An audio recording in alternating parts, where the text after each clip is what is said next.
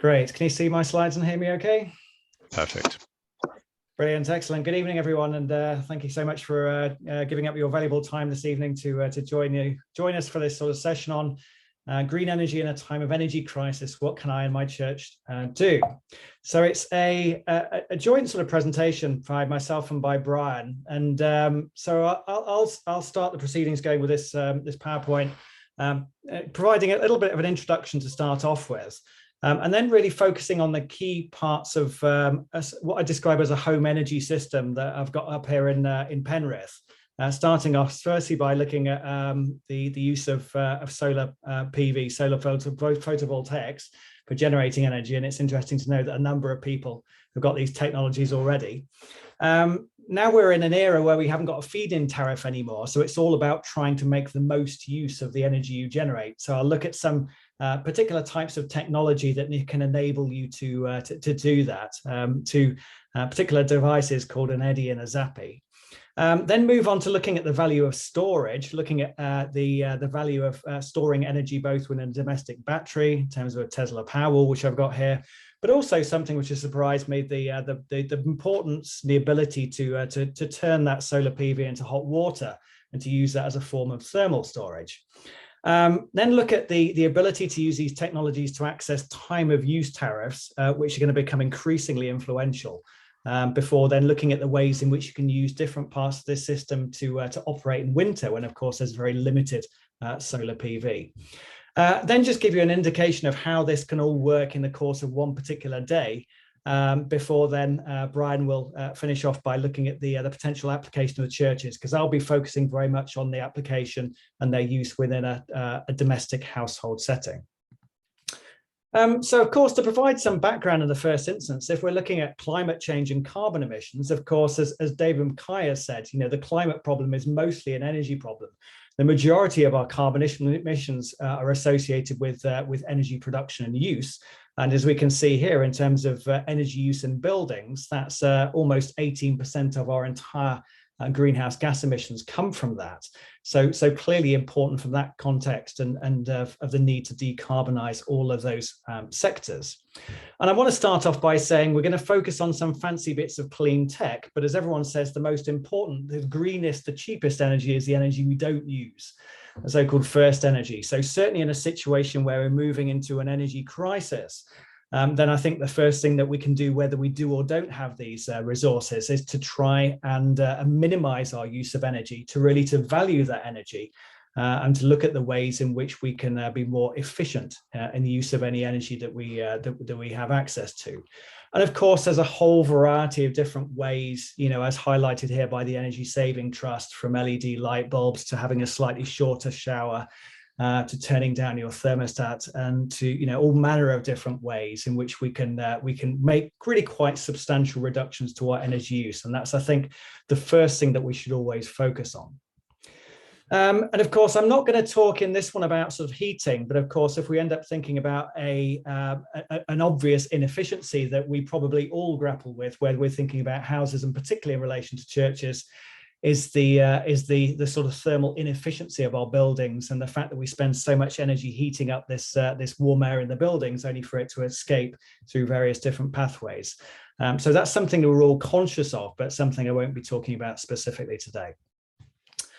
So if we end up, and I'm sure many of you have done this already, we look at our individual carbon footprints, so we can see a substantial chunk of our carbon footprints are typically associated with the ways in which we heat and which we power our homes. So that provides the sort of the context for what we're going to focus on today. And I'll throw some information in from various different bits of research literature. And there's this paper published a few years ago, which looked at the in a household setting, what were some of the most significant ways in which we could mitigate climate change and reduce our carbon emissions in a household and in a sort of more sort of community setting. And one of the key things that they highlighted right from the word go, with the potential to kind of deliver the most significant carbon reductions of the order of tons per year, was the ability to produce renewable electricity at home using microgeneration. So that's what we'll end up sort of focusing on and looking at the ways in which those can be integrated into what are being referred to as smart home energy system, which we're all about basically. It's kind of growing your own and then thinking about the ways in which you can maximize the use of that energy that you're generating. So if we start off with solar panels and solar PV, which I know that many people have got already in this call, which is great to hear. Then I'm relatively new to this. We had these, it's an in-roof solar PV array. So it's mounted in the roof rather than on the roof. So it becomes part of the roofing system. So 12 panels of 395 watts each, the potential to generate about a maximum output of about 4.7 kilowatts. And then you have an inverter that converts the DC electricity that comes from those panels to the AC you can use in your house. And the estimated output was just over 4,000 kilowatt hours. That's what the assumption was for our part of the world. If this is something you're interested in, there are a variety of different websites you can look at, such as Global Solar Atlas, which are relatively easy to use. You can identify exactly where you're located, put in the orientation of your and the angle of your roof, identify what the area of the roof is, and that will give you an indication of how much energy you should be able to generate, as well as the ways in which that might vary over the course of the calendar year. This is something which a provider of any of this technology will provide, but there might be some of you might want to have a crack at doing this yourself. But to give you a little bit of an indication about the amount of energy that you can generate, here's the best case scenario. So you can see the suns were already generating by about 5:30 in the morning. This is sort of indirect sunlight, and then we've got the direct sunlight hitting the panels. You can see it rising to the maximum of just over 4 kilowatts. That's limited by the maximum of our inverter, and then you can see it dropping off, and the generation stops just after 9 o'clock. So you've got you're getting on for 16 hours of generation within the summer months. That was the best day last year. Here's still quite a good day in the summer, but you can see these big chunks that are taken out of it. These are when clouds are drifting over the house, but you can still see you're generating significant amounts of energy, almost 30 kilowatt hours. So a key thing to kind of highlight is you don't need direct sunlight. You still can generate significant amounts of energy even with cloud cover. So here's a day in the summer, which was largely overcast with rain, and you can see that there's this one bright spell. So a significant reduction in energy, but still generating almost 8 kilowatt hours, which is almost pretty much the amount of energy we use to run the sort of domestic household appliances during the course of the day.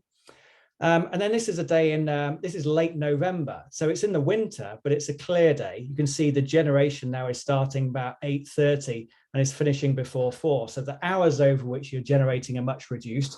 But, still in winter, if you get some sunshine, you can generate quite significant amounts. So looking at this is a box plot that shows this variation from, limited amounts of energy and generating into the winter, and see them rising up over the course of the summer. So if I said that, the amount of energy we tend to use in the house this is excluding hot water, is of the order of 10 kilowatt hours, you can see for, a good, 8 months of the year, you're generating, an equivalent amount of energy to the energy used in the house. And actually, I'm delighted to report in the first year, we generated 4,850 kilowatt hours, which was almost 20% more than what was predicted. And if I kind of compare that to the book Mike Berners-Lee, in terms of his book, How About a Bananas, that's associated with an estimated carbon saving of about 1.4 tons of carbon dioxide equivalent over the year. But we're in an era now. One of the key things to highlight is that there might be many of you who are still taking advantage of a generous feed-in tariff. Feed-in tariffs are no longer available. So it's all about, in this day and age, it's all about maximizing your use of that energy you generate in order to minimize your import rather than making any significant money from what you export to the grid. And there's a fabulous company called MyEnergy, which both designs and manufactures their products in the UK. And don't worry too much about the details of this diagram, but they produce two key devices, something called the MyEnergy Zappy, which is related to charging of electric vehicles, and then something called the Eddy, which is related to the production of hot water. These, I think, are absolutely vital at the moment if you do want to make the full and the most diverse use of that solar energy that you're generating. So the MyEddy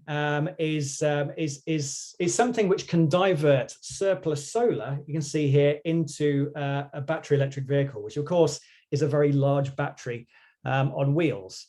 So this makes a really great fit. You're suddenly in a situation where you're actually generating the same fuel you use in your car if and when you make that transition to an electric vehicle. And so you can divert that surplus solar energy to your EV to make use of that low carbon mobility. I haven't changed this figure here, but I did just go and nip outside just a minute ago. So to date, 928 kilowatt hours of energy regenerated have been put into the car.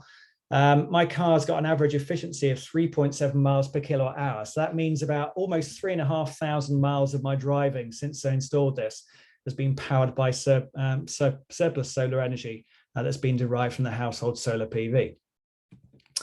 And then the MyEddy does exactly the same kind of thing, but in this case, it's diverting the surplus solar into a hot water tank that I'll talk about a little bit more in a moment. So you can see it's diverting there. And what this enables you to do, we're now entirely off gas for the production of hot water. You know, typically we have combi boilers that enable you to kind of use gas to produce both space heating and to produce hot water. But what this has enabled us to do is we're still reliant on gas here for the space heating, but the hot water production is now entirely electrified. Of course, whether we look at this as a household setting or if we look at a national setting, as we move towards through an energy transition where we're more dependent on using renewables, then renewables, of course, are associated with a variability in terms of that energy production. So we will have sort of situations where we have a surplus of energy, we have more energy than we have in terms of demand, but obviously also situations where we have more demand than we've got supply. In the former energy systems, we would adjust the supply to meet the demand. We'd turn on, gas peaker plants and things to provide that additional power. But we're moving into systems now where it's more about adjusting the demand to meet the variable supply. And I think something which is tragic is as we get more and more renewable energy that's feeding into the grid, more and more offshore wind, we're already in a situation where there are situations where those energy generation assets have to be curtailed, they have to be switched off because there is nowhere for that energy to go. The grid is already there is no demand for that energy. So in 2020, 3.8 terawatt hours of electricity were wasted because there was no demand for that energy. That cost the taxpayer £282 million to waste enough power to charge every home in Wales. So for me, a critical part of the system is, well, what can we do about that? We in order to deal with the demand side issues, in situations where we've got a shortfall, we can reduce the demand. But what about dealing with this surplus? One of the things that we can do is we can harvest this surplus, if you like. We can store it, and when we can use it to deal with those situations where we've got a shortfall in that supply. So for me, a critical part of the system is energy storage. And so we've got a domestic battery, a Tesla Powerwall 2, which you can see here in the garage. And what this basically does is you can see that during the course of the day, that's storing that surplus solar energy that you're not using within the house. And then once the sun has set, all you're doing is then you're using that stored solar energy, which you've got in the battery, to then run the house throughout the course of the evening and the night. And then you kind of repeat that in successive days. And that enables you to be much more self-sufficient and to use much more of that energy you generate. And this can seem really fancy, but it's not as if we're not used to dealing with things which are intermittent. I'm sure many of you have got something like this, a water butt. We're used to dealing with rainfall as something which is intermittent. And so we have storage solutions, we have water butts, and conceptually, I see this as being no different, although unsurprisingly, the cost is rather more than the cost of a water butt. So this means that in the summer, you can be, you can spend months where you're pretty much off grid. You're pretty much self-sufficient. So in June, we were 99% self-sufficient. Very little of a grid import. There's always a little bit of a residual import, but then you can see there were 265 kilowatt hours which were exported to the grid or to the neighbours. But to give you a sense of that, if you've got a feed-in tariff, there might be people with feed-in tariffs of about 50p a kilowatt hour. Now I get paid the princely sum of 4.1 pence a kilowatt hour through the smart export guarantee. So it's better than nothing, but it's an order of magnitude lower than some people might be useful through the feed-in tariff. So it's really more about limiting your import rather than trying to kind of focus on your export. So if I just give you some summary results in that sense for 2021, you can see that we were able to use about 30% of the direct solar. Unsurprisingly, I'm away during the day, my wife's during the day. You get that mismatch. You're producing a lot of energy at the time when the house is empty. But it's that ability to end up storing that energy in the battery, so you can then use that in the evening when you're back home. That means that we were actually able to use 68% of that energy versus about 45%, which is the average for households without storage. So having that storage enables you to be to self-consume much more of that energy than you'd be able to if you didn't have that. Another thing which, I know I'm conscious that I imagine that a number of you on this call probably experienced several hours of a power outage during the course of Storm Eunice. And one of the other sort of like benefits of batteries in this day and age is they provide the ability to basically go off grid and run the house off the battery in the case of a power outage. Something which is limited. It's not all that frequent in the UK compared to places like the US, but it is something. It provides you with that greater degree of resilience in case there are any power outages. And I think an interesting thing there is that as we electrify our homes and we produce the electricity, we've now got a connection between our household generation, our houses, and things like our mobility, our cars and our vehicles, which has not previously been the case when the houses have been powered by electricity and somewhat by gas, and then cars have been powered by petrol. We're seeing a kind of convergence of the two, which opens up some exciting possibilities. And we're just having a chat beforehand. I think we're on the cusp of having what's known as vehicle to grid. So this is where you have, a battery electric vehicle is a very large storage battery on wheels, but you could use that as an energy supply for the house as well.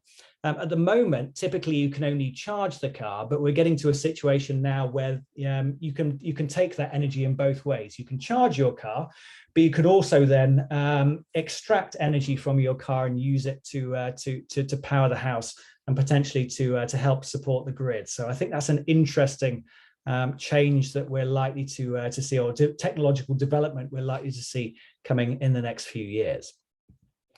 The other bit, which is maybe not quite so, my wife probably prefers this bit because she's a big fan of her baths, and so having the ability to generate hot water through solar PV is something that she really takes full advantage of, should we say. She works in healthcare, so she's been working in theatre. Then the first thing she does when she gets home is have a bath. So the eddy basically enables you to divert the hot water into a hot water tank. So I've got a thing called a Mixergy hot water tank, which is a smart hot water tank. It basically heats from the top down, and it uses a pump system that basically means you can charge it to different states of charge rather than heating it up like a large kettle, which is how the majority of hot water tanks work.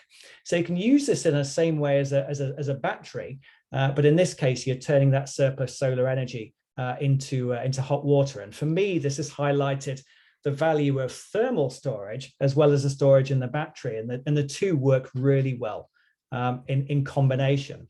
And this shows the orange line here shows the state of charge, the amount of hot water in that. This is a day when we were away on holiday for just over the weekend. And you can see, it was a sunny day at home. We weren't there. So what happened is it captured that solar energy. It charged up the hot water tank on the Saturday. We got home on the Sunday, And then we didn't need to use any more energy. We already had a hot water tank waiting for us, which had been charged up by solar PV the previous day. So that's a really nice way of illustrating how we can shift that. We're shifting the load and enabling us to shift the production from one day to suit our demand the next day. And as time is going by, I produce this graph for this year. This is a line which is showing an average in terms of how much of that hot water we're generating through solar PV, and that's increasing over the course of the year as the amount of solar PV that we generate increases over the course of the year. The other thing which I wanted to mention is something which is going to become, I think, increasingly commonplace, are so-called time of use tariffs. We're used to being in a situation where we just pay a flat fee for the electrical energy we use in our houses. The reality is that it's changing every single half hour. Every 30 minutes, the cost of the energy is changing. So we're starting to see energy tariffs which emerge, which will differentiate the cost of that energy depending on when you use it. So I'm on a tariff called Octopus Go, which means that I get 4 hours overnight where I can import at 5p. Because overnight, there's still a lot of generation, certainly from offshore wind, but there's little demand. So the price signals are encouraging you to use energy during that time period. Whereas during the course of the day, my sort of high rate is 23.7. And there's a benefit in terms of carbon here. If you look at the carbon intensity of our grid is lower overnight when we've got less demand, and therefore a much greater amount of that energy is typically generated by renewables. So this becomes really important in winter and provides another way in which the storage then comes into its own. So in the winter, when you're not using much in the way of solar PV, you're not generating much in the solar PV, now you're using the storage, in our case, the battery and the thermal storage, to basically to fill up that storage during that cheap green 4-hour window. So this is a screenshot of it in the middle of the night, where we're pulling 14 kilowatts, we're putting it into the battery, this is into the hot water tank, and this is into the electric vehicle. And then this is what you're trying to do. You're filling up the battery overnight during this cheap 4-hour period, and then the game is you're trying to run the house for the next 20 hours, in essentially off-grid, so you can make it to that cheap window. And that's been something which has really struck me in terms of a real value, in terms of having that ability to store that energy in the battery and in the hot water tank. I just produced this over the weekend because I thought I kind of focus on production, but how much energy are we using? As you electrify everything, then of course your electricity demand increases. So our total household use last year was just under 5,500 kilowatt hours. And by the end of the year, it's roughly equally split between the home and all the household appliances, the hot water tank, huge amounts of energy within the hot water, and then also you can see about a third within the EV. So I just thought I'd finish off by just illustrating the ways in which these technologies can combine in a sample day. And I did this for another talk for a local group in Staffordshire. We describe this in terms of you can always guarantee the phone's going to ring, can't you, when you're on there? Just bear with me. It hasn't rung all day. It has to run when you give me a talk. Anyway, I do apologize. So entitled is A Day in the Life of a Smart Home, because this just shows you for one particular day how these now the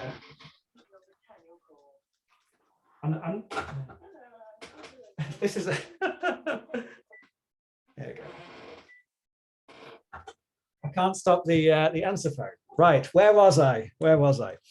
Yeah, so this illustrates how these technologies can combine in terms of one day. And this is on the 26th of March this year. So early in the morning, the house is still active when we're asleep. You can see there's some energy which is coming in overnight, just to put a bit of about half fill the hot water tank. That means that when we wake up in the morning, we've got some hot water for showers and usage when we wake up, and you can see here what time we got up and started. I had a shower in the morning. So that's taking advantage of this cheap energy overnight and this low carbon intensity.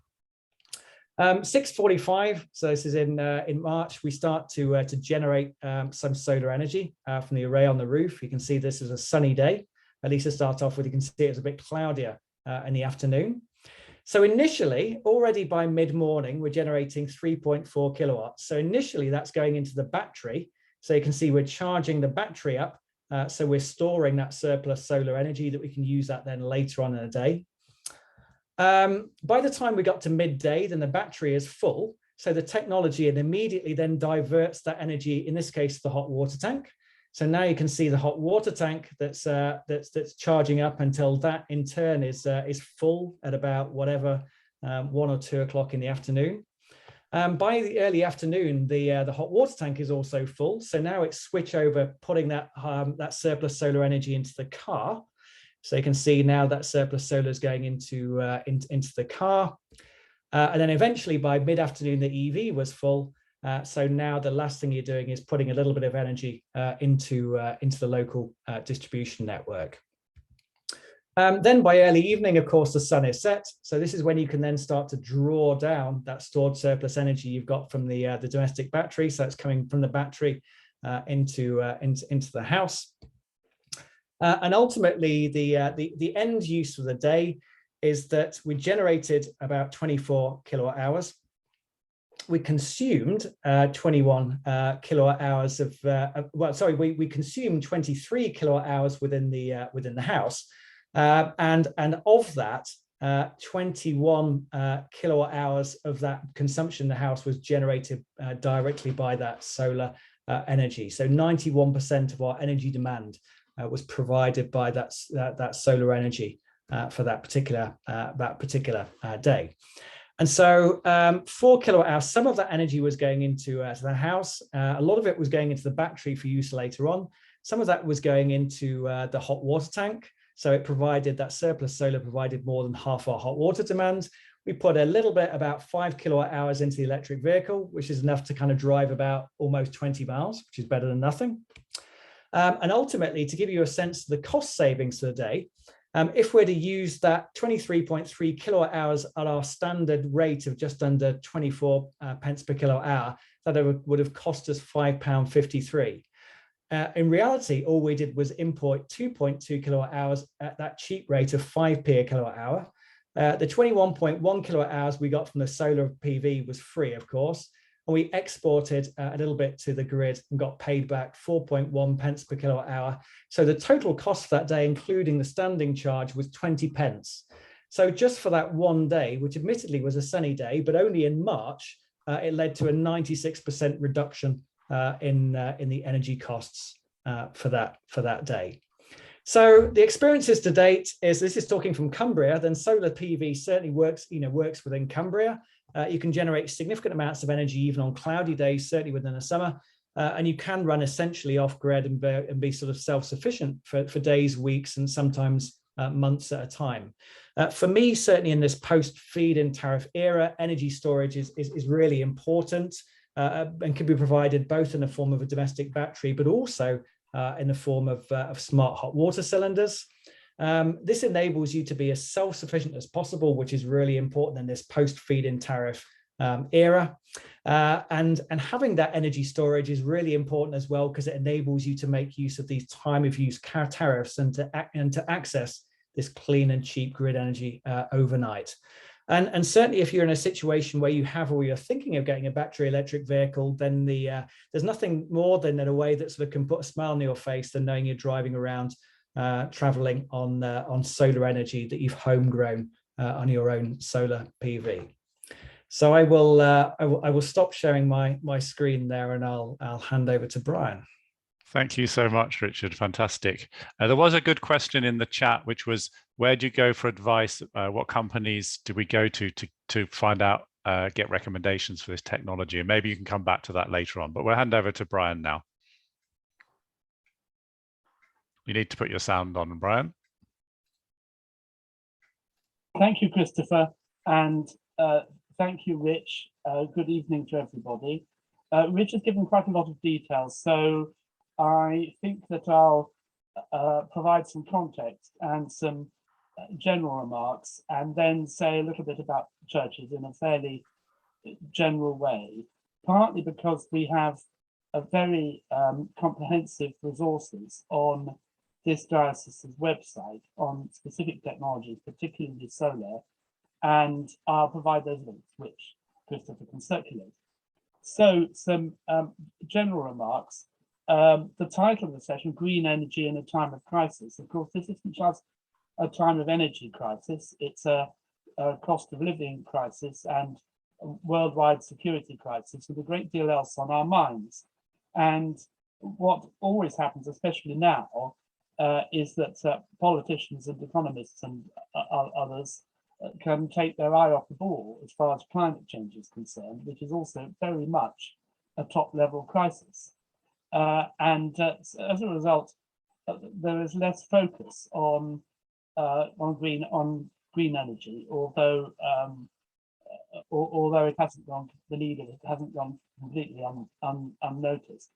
But it does seem to me that we have a very difficult job as a society, but a very necessary job, that we need to deal with the cost of living crisis and the energy crisis and the security crisis and the fallout from Ukraine, the Ukraine war, and at the same time not let up the effort to reduce our impact on God's creation and to mitigate the impacts of climate change. At the same time, and we have to somehow do all these things without detriment to each other, which is quite a tall order. But that is what we need. Green energy, of course, means renewable energy, but there are different kinds of greenness. First of all, as Rich said, the best way to make our energy green is not to use the energy at all. So if we can save and if we can economize, and there are many ways of doing so, both at home and at work and in our churches. And churches should be reviewing their premises to see where energy is wasted before considering capital expenditure on generating energy, and even at the same time as considering what tariffs that they are using. We very often people, when we talk about green energy and we talk about renewable energy, people think about wind power, and wind power is very important nationally for contributing electricity to the national grid, but it isn't actually a solution for churches, because if you put a wind turbine on a church or in a churchyard, it won't be anything like sufficient scale to generate an appreciable amount of electricity compared to the capital cost that you will need to invest. So I don't advocate looking twice at wind power. Solar power, however, is making a very important contribution. I'm a great enthusiast for solar panels. In the Diocese of London, we actually have 23 churches, which is more than any other diocese. We have 23 churches with photovoltaic solar panels, and quite a lot of houses and other buildings as well. So what are the options for a church? Well, before we come to thinking about solar panels, as I said, we need to save energy, and we also need to focus on where energy is most being used. And heating actually is the main issue. Solar panels will generate electricity, but heating is the primary issue. I hope we've all also in our churches switched our lighting to LED, which is much more efficient, and I hope that we've also economized on small power. But heating is consuming something like 2/3 to 3/4 of all the energy in a church. So that is where we most need to economize. The choice is broadly between oil and gas and electric. There are still some churches in London that are on oil, rather more around the rest of the country. in London, we still have about 20 churches who are on oil. If you are one of them, please get in touch with me and I will talk with you how you can come off oil, because it really is a no-brainer in terms of the priority for tackling the contribution to climate change. Secondly, the main contributor to supplying our heating churches is gas. Gas, like oil, is a fossil fuel. The government behaves as though as we deal with the energy crisis, we should be producing more gas in the North Sea. Absolutely not. We should be reducing our energy consumption, and we should be calling on green energy. But we absolutely shouldn't be using more gas or buying gas from new sources. We should be trying to reduce our gas use. So what else can we do besides that? Switching to electricity is the third option. Now, we've rather done a flip-flop in the Diocese of London, because electricity is, or traditionally has been, more carbon intensive than gas or even oil. That's to say, for every unit of electricity you use, it has been generating more of the emissions that are damaging the climate than gas or even than oil. That has changed.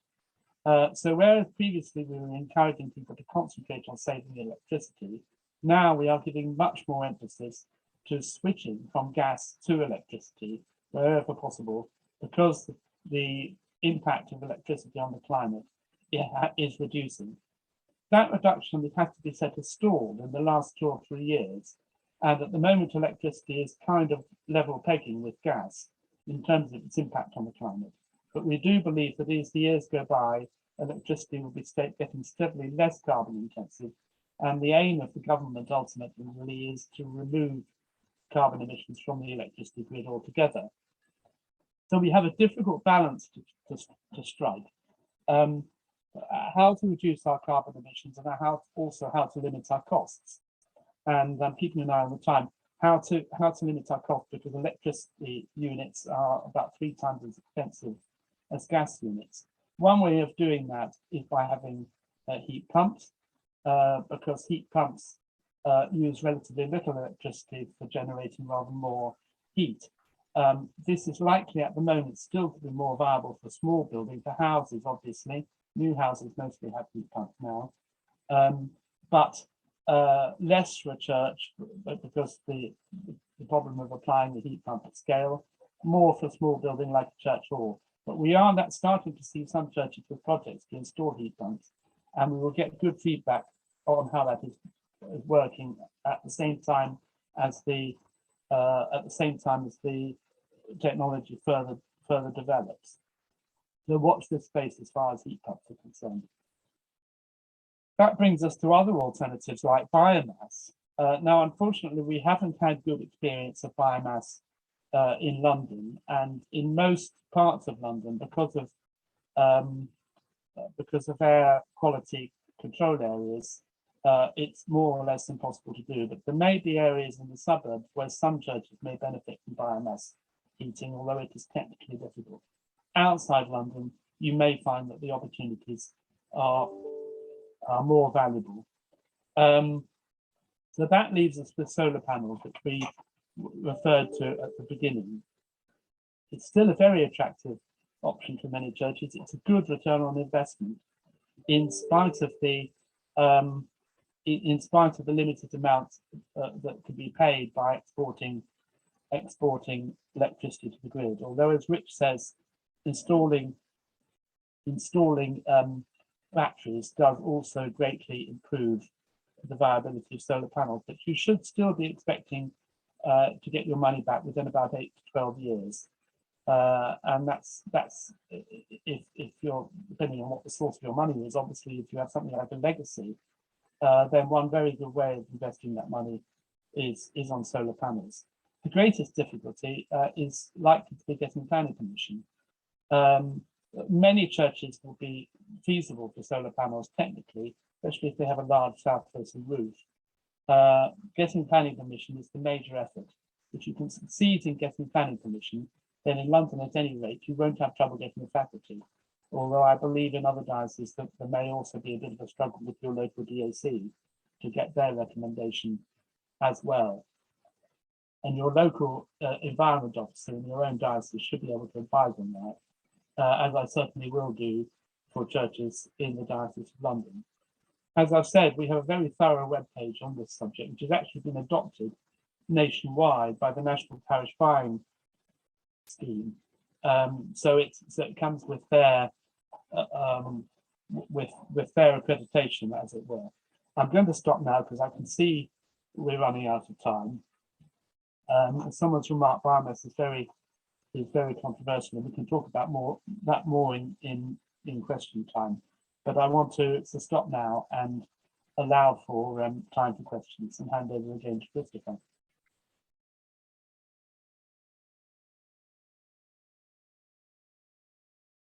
Thank you so much.